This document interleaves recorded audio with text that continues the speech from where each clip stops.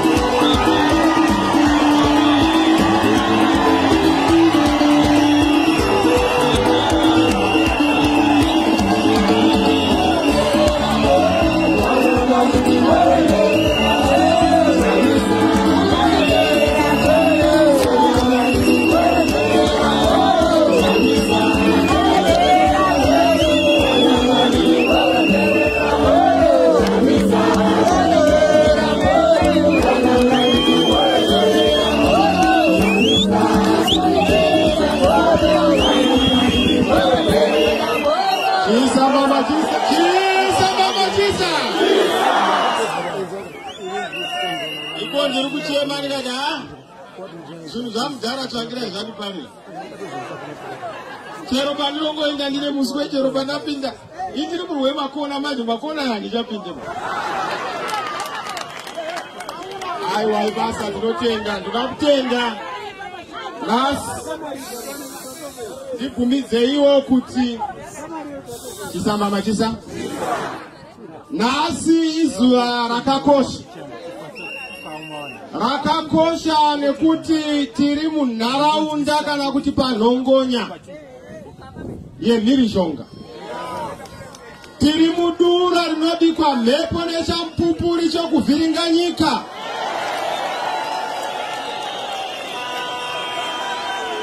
Tauya kuno nokuti ndo kwakafa vazhinji.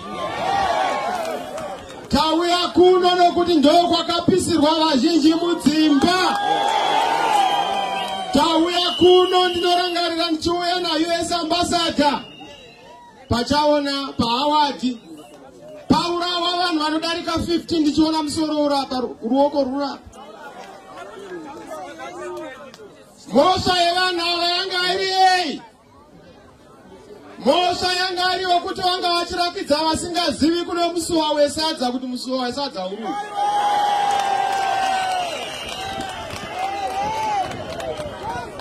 Mashonaland Central is not a ZANU-PF province. Hakuna munhu anorova munhu anomuda. Ukaona uchirova kuziva kuti haudikwi. Uye hakuna munda une goho usina sora. Manzi Mashona ingataura. Isamba machisa. Kukula. Saka tauya kuno nhasi. Sapoko muridzi wakatanga chunhu hapo. Dr. Richard Morgan Tsvangirai. Asi zvaasipo akasiya atipa gwara. Gwara nderekuti vakomana batanidzai vanhu. Ndosaka muchiona tina Abita. Ndosaka muchiona tina Welshman Professor. Ndosaka muchiona tina Dr. Advocate Ambassador Mutamba. Ndosaka muchiona tina vaGuchutu. Ndosaka muchiona gaona wajoina pano vasakwinje pano vajoina pano vanga vachiti vakanyora tsamba zvechokwadi vakanyora tsamba. Asi ndashamisira maako anaudza tisati agadzirisa sei.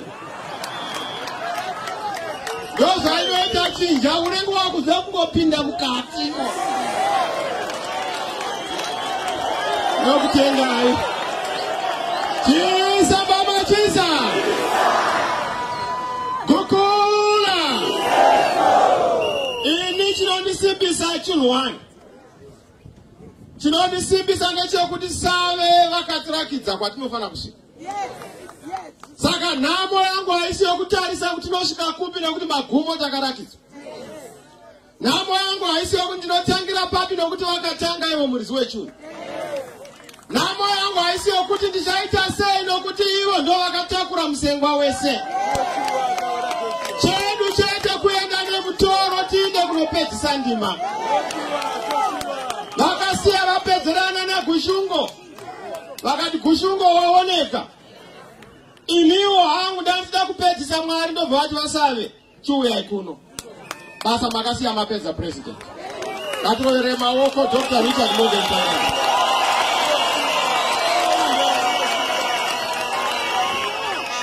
Chisa mama chisa. Dori nonzi gamba remagamba. Ikawe la makao. The hero of heroes. We salute you, President Tsvangirai.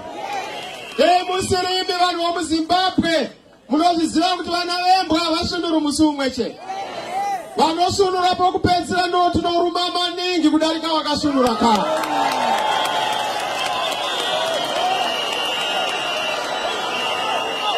Chisa mama chisa. Kukula.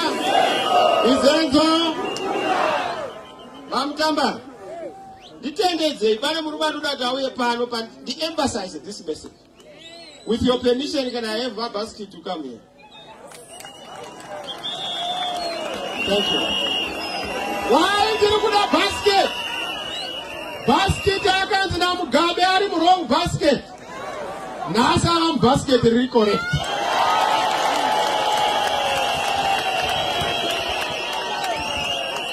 Chisa mbama chisa. Aiwa. Ini chandino farira panyaya. Alliance haina kuti toda kuti titonge isu MTC tiritoka. Yakati huyai pano tigadzire nyika. Nekuti nyika yanga yaondomoka. Saka inivo ndakatumwa neMagama Talks. Magama Talks akati lewa chamisa ndo chaiyo.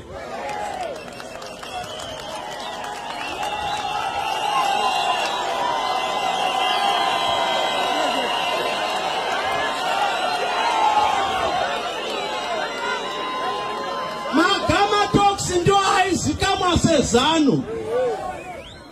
Akavaka itachimwe chikamu chidoko chainzi G40. Gama Talks 40 iri raiti toda munhu ane 40 years kuti atonge. Zvino 40 years takabata vachamisa.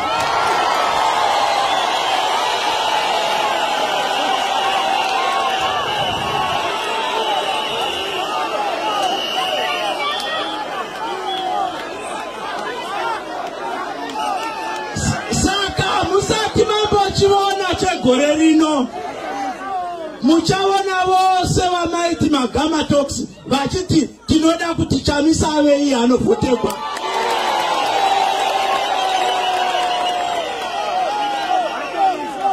Nyaya haisiri ipapo poga. Masoja akauya achiita zvaakaitawa. Akauya akabirawo neMagama Talks. Saka vanototi beta tisimbire pane vaChamisa. Vadzore zvanga zvatogwa nemasoja. Ndokuti nyika igonaka. Ndosaka maona mvura yonaya yava kutenda nekuti Mwari vari kuti mukomana uyu ngaachitambusa. Ndiye Solomoni. Asi rokupadzisira pane zvinombotaurwa nemukomana uyu vanhu vachishamisika. Unochida kuona zvisingaonekwi nemaziso. Asi zvakaitika kuti nyangwe munguva yaSolomoni mudoko achitonga, hanzi mari yakaita sematombo, vanhu vachipocherana nekutamba nayo. Akataura mabullet train vasingaoni vanoshamisika. Akataura kuti kune airport inofanira kuigwa ndega dzichibhururuka kubva pataundi negrowth point yoga, vanhu vanoshamisika. Zvichaitika nekuti yava nguva yacho. Vechidoko ngavaende mberi. Ngatenda.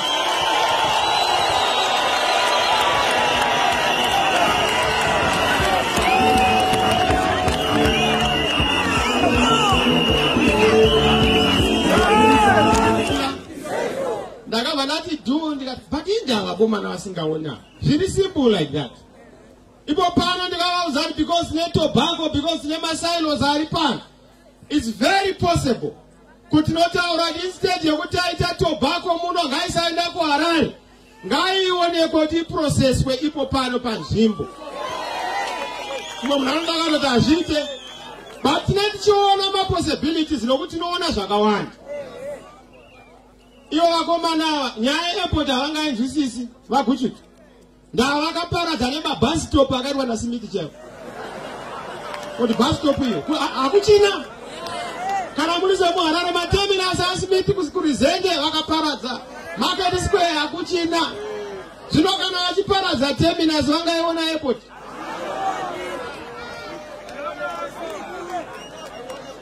Chisamba machisa. Kukula. Izenzo. Asi tiri kuona mutinimira ndiri kunzwa.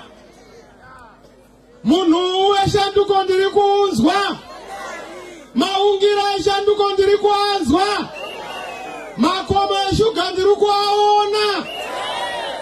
Mipata nemipata yemifaro ndiri kuiona. Zambuko remikana ndiri kuriona. Zvose izvi zviri kuuya. Asi pazvinouya vazhinji muchakanganwa kuziva kuti takambogara munhamo yamugara. Muchakanganwa kuziva takambogara mudambudziko radambudzo.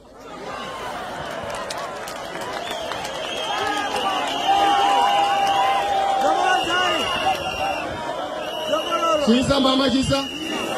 Toda kuenda nenyika kupiko. Isu kana tichitaura nyaya yeKenani hatingotauri chete zvituko. Ndakataura ndikati this year is not a year of fighting on insults. Gore rino hatidi zvituko, hatidi pasina nhingi, roverai pasi nhingi. Musarovera vanhu pasi vakawira pasi kare.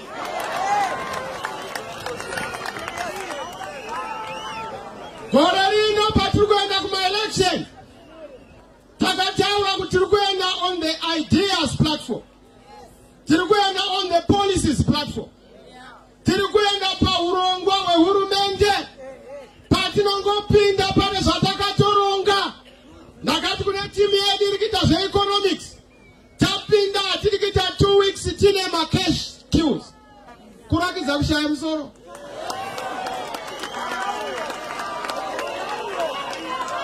Isu hatiende kunosunga scarf dzanaMunangagwa, tine scarf yemari.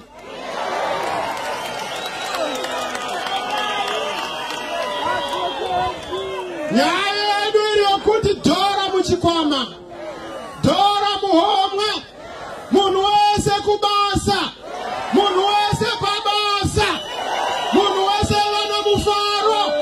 Mufaro ngaupatuke mumba mako, ngaupinde mubedroom, ngaupinde mukicheni, ngaupinde mubig house, ngaupinde nemusmall house.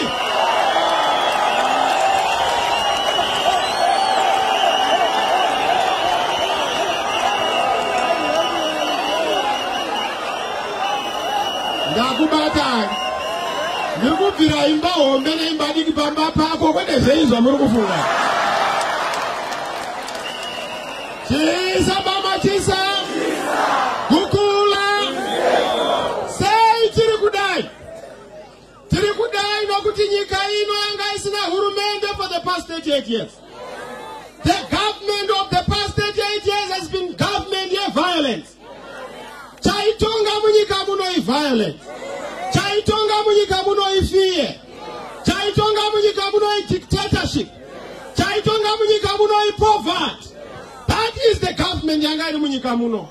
Ene vanhu vanga vasina hurumende, vamugabe vanga vakaberekwa nenhamo kana kuti vanga vakabereka nhamo, hamene vanga vakabereka munhu.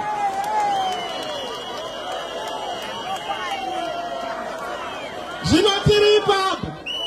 Chinotishambisa ndechekuti Ngwena Idi, my brother, ari kuuya achiti inini ndioneiwo, Zimbabwe is open for business.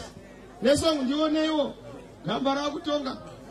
Tikati maamuri kupi pesa, vamugabe pavairara imi mairara muri pasai. Vamugabe pavaida kudonha pa-airport imi maida kudonha muri pasai. Maakutiudza sei nhasi kuti maakuda kunge munhu akazvarwa gore rapera. Maakuya neajenda ipi yamunouya nayo. Ndakataura ndikati mhandara yapfeka jojeti kana kupfeka ka-new clothes azvire kuti mhandara. Chisa mama chisa. Kukula. Yeso. Saka tiri ipapo. Toda kukuudzai kuti gwara redu ratinaro harimbonetsi. Ndaitaura nevatungamiri. Focus here is on 3 issues. Awatiri kuti top agenda. Transformation, opportunity, prosperity. Mushona inoreve iko shanduko tiri kushandura zunhu. Tiri kupindura zunhu muhurumende, tiri kupindura zunhu kuupfumi, tiri kupindura zunhu mumagariro evanhu mumaruwa. Tangopinda hakuna munhu achanyimwa mbeu kunyimwa chikafu nokuda kwokuti ibato rakati. Masabhuku edu vamwe vari kutya. Ndiri kufonerwa. Mapinda vachamisa nokuti tinoziva munopinda. Kana mapinda konyaya yokuti nechitwa senenyaya dzemari dzedu. Ndikati isu tiri clear. Masabhuku ndo atinoshanda nawo sevanhu vanoshandira nyika. Nokuti ndo vanochengeta tsika nemagariro evanhu. Saka madzishe toda kuti hurumende isava nechokuita nekugadzwa kwemadzishe. Toda kuti madzishe agadzwe munzvimbo nemunharaunda kuenda nemumhuri imomo. Hakuna minista anozogadza ushe, hakuna president anozogadza ushe. Ushe ngaugadzwe mumadzinza menyu.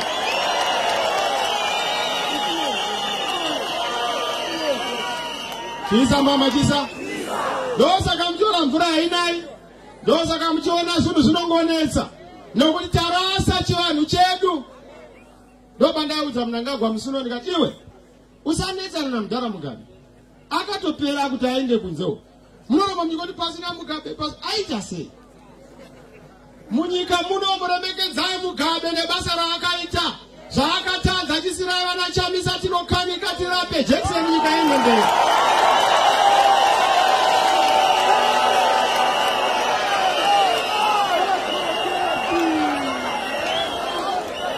Chisa mama chisa. Kukula. Isenzo. Saka ndiri kutaura nyaya kunopindura zvatiri kuda pamatongerwo emaruwa nenzvimbo. Masabhuku ese tiri kugadzirisa nyaya izvezvi tine masabhuku 120,000. Tine masadunhu 1,500. Madzishe 300. Ndakatoti gadzirai schedule yavo kuti patinongopinda kutanga September. Ngavawirwe nedhora pamuromo uchipa ndebvu. Vanhu vatinakirwa. Chako kuna njira chete. Chisa mama chisa. Kukula. Ndakataura. Ndikati miromo yevakuru aiwire pasi. Asi yevadoko haipotse. Saka tiri kugadzira ndataura nyaya transformation, ndataura nyaya opportunity. Pa-opportunity toda kuti munhu nemunhu ngave nemukana. Mikana yakafanana. Kwete zvatiri kuona kuti muno mese umu hamuna development. Pane road inonzi Ndoda Road. Yaishandiswa nemakomrades nguva yehondo. Vatadza kuipedza is still a dust road. Why are they failing to resolve that? Because havana vision yokuziva kuti kana uchida kuti nyika inake tanga watsvaga umambo hweinfrastructure. Gadzira migwagwa, gadzira zvikoro, gadzira zvipatara, gadzira nyaya nande mutange. Vanhu vave connected everywhere. That is the focus yatinenge tinayo. Vamwe vanoti mari munoiwana kupi? Mari tinayo. Diamond takapuwa naMwari kudhara. Rakazara kuti pfacha risingadi kuridya madyirwo ezano. Madyiro enhomba Mwari vanoriviga. Kusvika tauya ese richiti mari ngaiuyei, ngaiende kuzvipatara, mari ngaiuyei, ngaiende kumabasa, mari ngaiuyei, ngaiende kusovereign wealth fund. Kota tikwanise kudevelopa nzvimbo dzedu. That is the opportunity yatoda kupa. Tokuda kupa prosperity kumunhu wese. Nyana wingi tiyo kuimba happy happy. Amusati marohwa nehappiness. Unorohwa nehappiness yokuti unotaura kuti aiwa kumba ngakuuye kuno.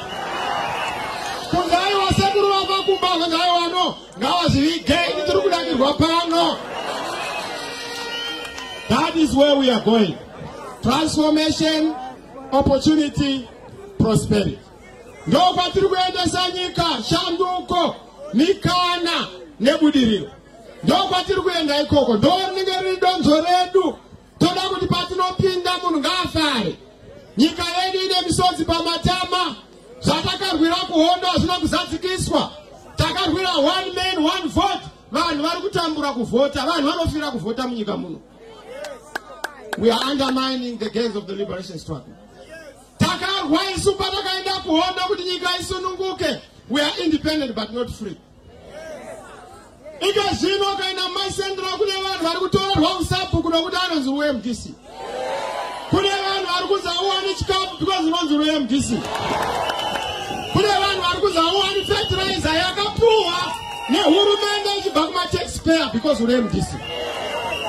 That is going to stop and end. Zviri kupera patiri kupinda muna July. Kutanga muna July tavhura peji itsva. Peji yekuti munhu wese ngaapuwe mukana. Peji yekuti munhu wese anofana kupuwa mbeu ngaapuwe. Peji yekuti sabhuku ita basa rako usaenda muhapwa yebato. Uri munhu wenyika ufani kushandiswa samujibha webato. Ndokwatava kuendako. Tadaro nyika yatopera. Ndogara pasi kani.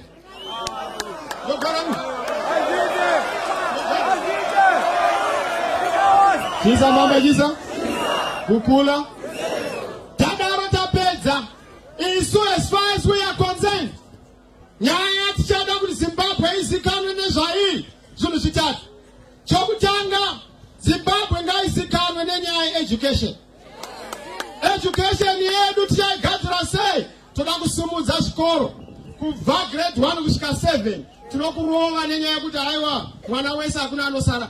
We are not going to commodify education or commercialize it. Munhu wese hande kuchikoro. Whether une mari or hauna, free primary education.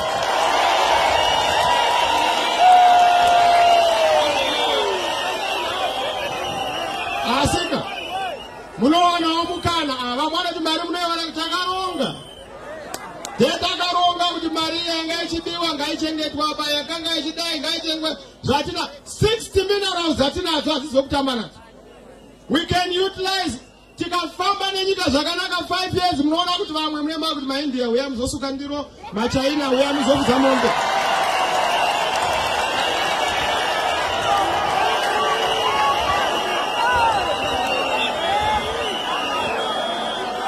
Chisa mama chisa. So by education, by secondary kubva from 1 to 6, mbereki chiona kuti akupa nguva yakugadzirira. Wozvionerawo ipa.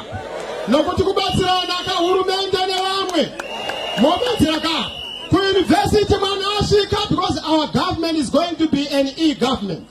Inenge ichitekenya kuona kuti mwana azvarwa nhasi. Tobva tamupa NASA number, social security number, tokupa employment number, nokuti takupa basa, tokupa license number inoactivatewa at 18, tomeka sure takupa voting number. Zvese zviri mukompyuta tichikuona uchienda mberi. Kusvika wasvika kuinvest. Kusvika wasvika kuinvest.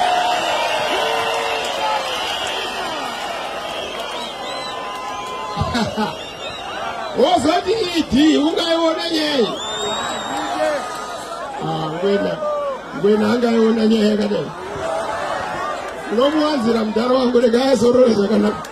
Chisa mama chisa. Kukula. Izenzo. Saka tiri clear a bit. Tiri clear, Professor. Our task is to make sure that we provide our grants to university. Kuitira kuti vana vanengoenda kuuniversity vagadzirwe but our education. We are going to reverse what Dokora did to our education. We are going to revise the curriculum to make sure that the curriculum is answering to our issues.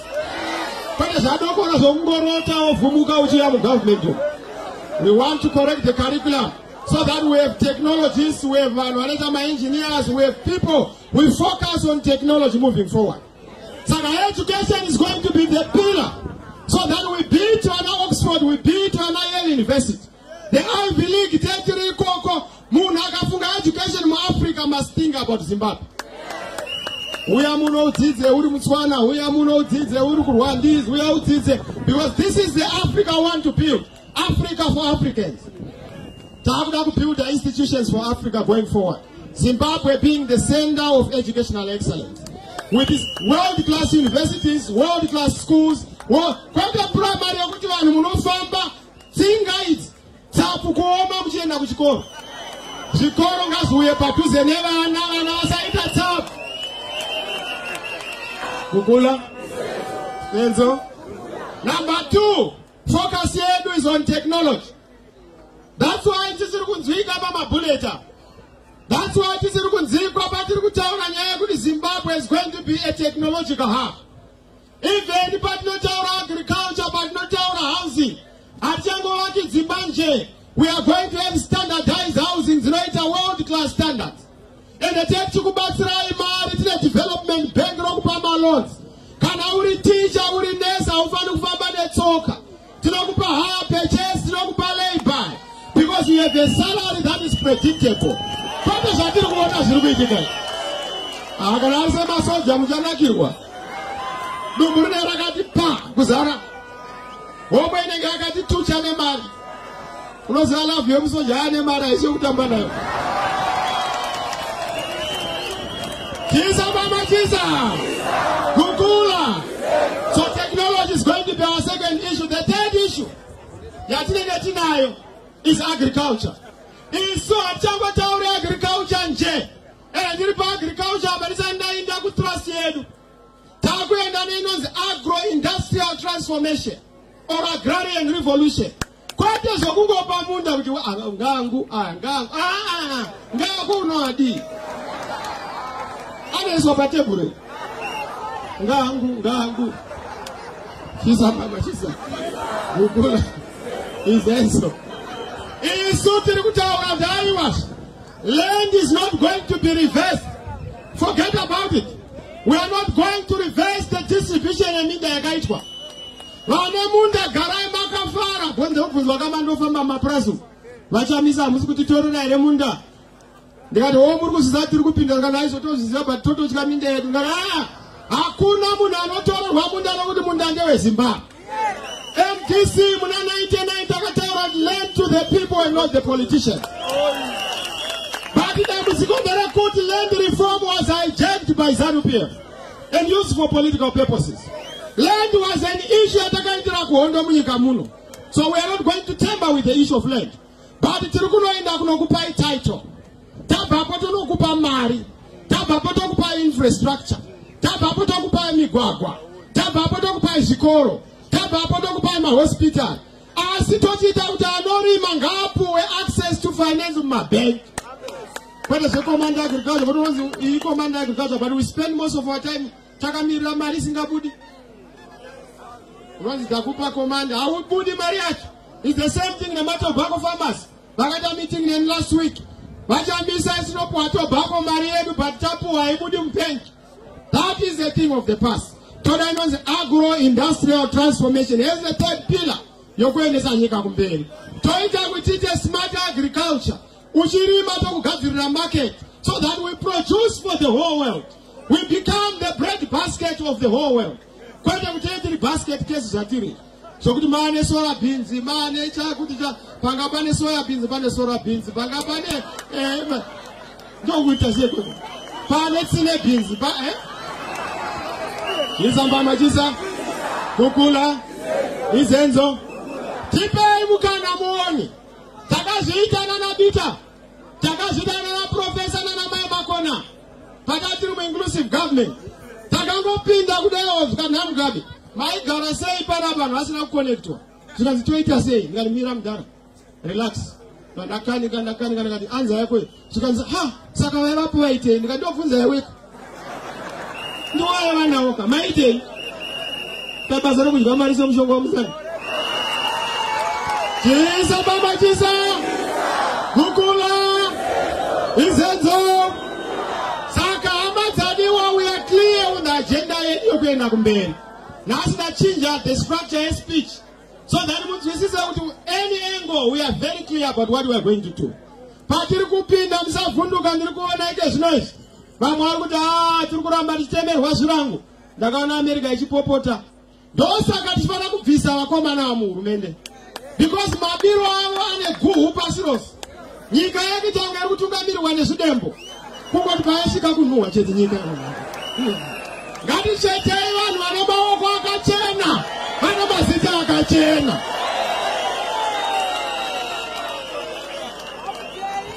Wade kunyadzisa nyika. Chokwadi, mungatiudza vasakwini. This day and age, Trukunezani Saruzo, free and fair elections, often it was said. This day and age, Chataka Wirachi, I don't know Basare Maslo guns, Basare politics most of the time to the detriment of development. Though you know the sign Yokuwa caste, Yokuwa retrogressive. We have a lot of money in this country. Why are we abusing our opportunity to develop? So Manins was an hour about the struggle here to Nequatruquen. Kuno my central Rosatu Munyama. Munyama when you know Tungamir Wamamuna, Wakongo Akareba. Usinas, this is the priorities of the province. Kuno Kunanda development in Ochisa. But I can assure you, Kuti Sutrukus Oshanda to reverse that underdevelopment. Urongwati naho, my program tinao. Tobata famba tienda kupi. Na kutaura indikati muono wati nawo. Muono wakuti patino pinda. Nyae cash crisis no gana itaurwe. Isa atipezi kana 2 weeks. Ayo gana tata 2 weeks tifise. Atifise. 2 weeks. Makiyo aripo. Chisa mama chisa. Asi musatu mandi visa nenda visa minister watu na kana usina answer, you have no business to be a minister.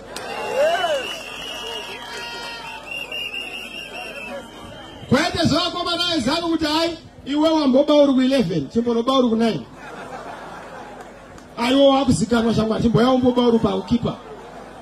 Isu atina izozvo atichukuchi zvakaora. Anenga akaora tinokanzira kunze. Asi tichagadzira mutemo wokudhila necorruption. Kwachaura nyika ino corruption. And the corruption inotangira pavari muhurumende. Sei zvichiti munhu baanongoita minisa anotanga aita dumbu. Inhumburudzi inongoitwa muhurumende.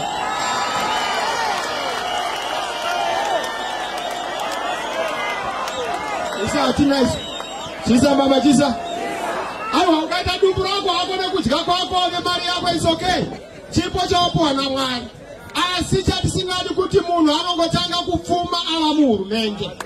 Vanhu vane mota dzinodhura ndo vari muhurumende. Vanhu vane mabasa ane mari ndo vari muhurumende.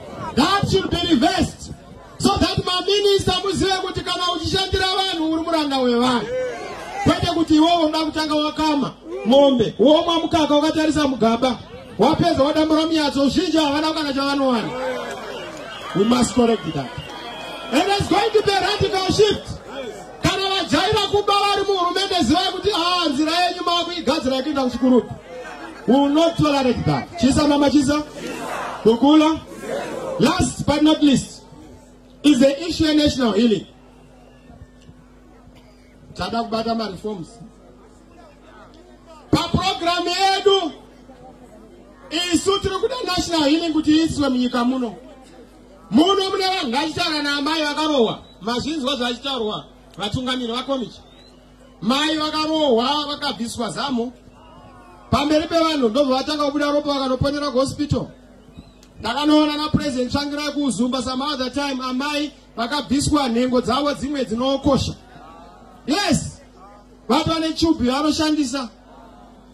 Ipapo ndingotaura zvishoma zvakaitika. Zvinoodza moyo makunun'unu maodza moyo. Ezvakaitika. But isu tichipinda under my government the first 6 months tichakuudzai kuti munhu kana pane wawakauraya uya uzodura.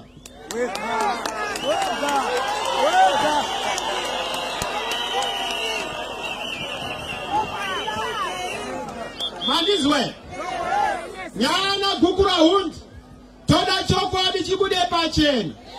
Hatisi kuda kutite retribution. Toda kuita inonzi transitional justice. Yokunzwa kuti ndezvipi zvakaitika kuitira zvisazodzokororwazve. Ngatipukutei misodzi pamatama, kumatebheleland, kumashonaland, kwese kwakaitwa jambanja ngatigadzirisei. Vakapisirwa misha toda kuvaziva tivaripe mhosva mushonga wayo kuiripa. Tomudzorera paunga uri. Wangu hatigoni kudzorera mudzimai kana akatorwa kana murume. Asi tinozama kuti tsvaga umwe tichikugadzira environment yakanaka. Hurumende yakazogadzira ipapo. Tine urombo zvikuru. Asiwo dzimba tichaita kuti dzivakwe. Saka madatabase and everything zvinofanira kugadziriswa kuitira tidzorere vakaitirwa jambanja vadzorerwe panzvimbo yavo. That should be part of our healing, including those in Matebeleland. including even vanhu vakatambura nehondo, vanhu vasina kuripwa mushonga wekuripa, vanhu vakaparara nehondo. Zvingasungaita zvaidzi zinongourayiwa vachiurayirwa hondo. Toda kuti vanhu ivavo vakaurayirwa kuri kupomerwa tiripe. Tinoripa sei? Tinoripa nedevelopment. Phirisi racho chi? I-development. Phirisi racho chi? Ngatifadzei ma-war veterans edu. Ma-war veterans wapa mari agare zvakanaka, medical support yavo vawane kugara zvakanaka. Kwete zvakaita Chingis kuti unofa achitambura munhu akarwira hondo. Mangomushandisa kuimba nhai. Wanaka kuimba asi pakuvaka nyika munomukanganwa. Munomunakidza pakuyadiridzire muti wenyika kana muchero wacho wauya hamuchamurangarimo tenda anogara kumba. Chisa mama chisa. Kukula. Saka ipapo tiri kubagadzira ma-war veterans tigadzirise munharaunda. Development youya ndokukupodzai mavanga ehondo. Jackson rokupodza mavanga ehondo kuita development mumalocal communities. Kuitira kuti muone zvatakarwira muhondo nezvatakafira. Chisa mama chisa. Kukula. Kwauya kupedzisira nyaya yekushanda nedzimwe nyika. Isu ndakaona Africa yafamba manje. Vakutaura kuti ngative ne-continental free trade area. Ndoka direction. Isusu saying this we are going to emphasize trade, not aid. Africa inoda trade kwete aid. Toda kutrade tichimeka sure kuti tinoshandisawo zvatinazvo tichida value addition isati kubudisa ma-minerals ela asina beneficiation. If you want mugoridhe redu uya uzotipa a processing plant woritora ravarini. If you want madomasi edu uya uzoisa mushina wotora rava tomato sauce. If you want cotton edu uya uzoisa a ginning and processing company motora rava machira kwete kutora ri cotton. That is the direction. Tichiwirirana. It trade, not aid. Focus iri yokuti Africa must be united so that we have a continental infrastructure, continental communication platforms, and also continental languages. That is the direction we must take. Kwete nyana ngwena yokuti varungu vanonaka uri unawo. Unaona uchiti no, takufamba nevarungu tiri ku Davos. Tikangotamba nawo kwanza vanachamisa vatengesi. Manje gorero tichatamba nevarungu zvakasimba nokuti ndo vane mari. Chisa mama chisa. Atite hwamugabe wokuti wanga wachitamba makazi nevarunga. Warohwa ukumbiri sign. Chako wokudzinga vanhu vaenda nemari yako. Isino kumbira sign totakatadzora mari. Tozodzinga munhu atorohwa mari yake. Chisa mama chisa. Vamwe mungabvunza ndichipedzisa kuti vachamisa munongotaura izvozvo kuti zvinoitika sei. Masoja anoramba nenyika. Kana mawina aingo kwandatoa inda kugadzirisa izvo indaitaura na Professor Ncube ndikatoda kutonotaura nana Munangagwa must have a government transitional act inonyora kuti kana pachitwa transition munyika inofamba sei kwete kuti fembera kuna Ghana kwanotaura kuti musi wakati kana uya awina anogadzwa musi wakati kwete kuti unenge achibuda ndiye unotitemera kwakaramba munodi akarambira munodi akarambira mukati munodziyako. Chisa mama chisa. Kukula. Ndaona mudhara wangu ane muzindi kudziya kwaari kufunga ndiko kwangu eka ndokumwe. Chisa mama chisa. Kukula. Saka toda kugadzira ipapo kuti wirirane kuti aya anotora nguva yakadai, izvi zvinogadzwa musi wakadai, nenguva yakadai, anenge atadza mhosva yanaende yakadai. Basa remasoja edu nderi, basa remapurisa nderi. Nokuti mapurisa hasi wari kuchinjwa pahurumende. Masoja hasi wari kuchinjwa pahurumende. Chiri kuchinjwa mutungamiriri wenyika nevatungamiriri vake. Masoja ndeyenyika, mapurisa ndeyenyika, maseo ndeyenyika, madzishe ndeyenyika, masabhuku ndeyenyika. Chisiri kuda kuchinjwa chete kuveura musoro, kuchinja bhareta kuti tive nebhareta riri 8. Kazvisisa. Saka ma-elections handikatauri ma-conditions ema-free and fair election. Ndonyaya tiri kugadzirisawo. Takaona EU, takaona UN, tiri kuvaudza kuti isusu hatizodi. Gore rino takangwara kutamba message arira naye. Zvakamboitwa kudhara hatichapindi 2013 years. Yokuti tinopinda torohwa takasvinura sematemba. Toda kupinda mukati topedzerana. Ende kana isina, tine 2 options. Our victory or our victory. no options atinadzo. Watichidaro because tiri kuziva kuti munyika makanuna. Kumaruzeva ndo kwachicha zvataurwa ndiana ataura chikwakwa jamuka ndivabiti. Maruzeva ndo awawesi manje.